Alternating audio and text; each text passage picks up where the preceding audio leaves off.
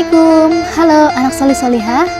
Jumpa kembali di kisah Sirah Nabawiyah episode ke-6. Kali ini kita melanjutkan kisah yang kemarin ya. Pada kisah pemuda yang terpercaya. Simak ya kisahnya baik-baik. Lalu benar saja, selama Muhammad muda menjalankan usaha perdagangan Bunda Khadijah, harta kekayaan Bunda Khadijah menjadi jauh lebih banyak daripada sebelumnya. Keuntungannya berlipat-lipat. Semua orang kagum dengan kecerdasan Muhammad dalam berdagang.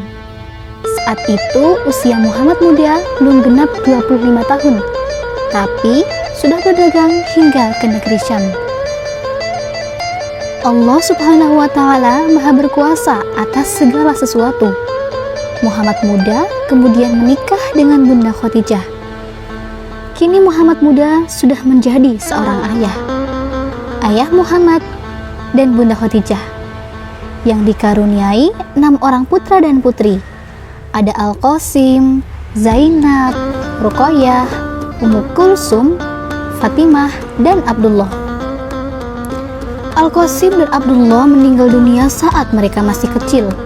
Sementara itu, Ruqayyah, Ummu Kulsum, Zainab, dan Fatimah tumbuh dewasa hingga kemudian meninggal dunia sebelum ayahnya, kecuali Fatimah. Dia meninggal 6 bulan setelah ayahnya. Di tengah keluarga ayah Muhammad dan Bunda Khadijah juga ada Zaid bin Harithah dan Ali bin Abi Thalib.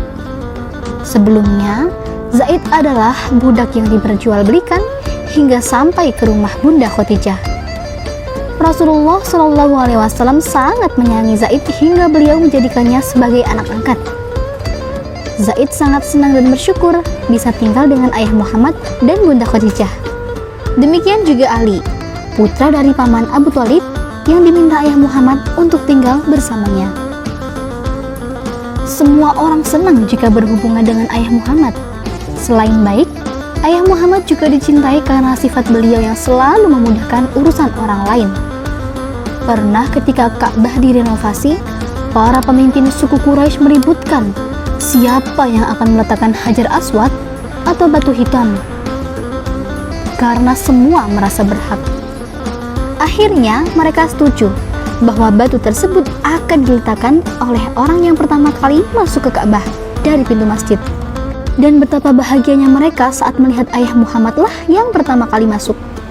Inilah Al-Amin, kami ridho kepadanya. Inilah Muhammad, ujar mereka.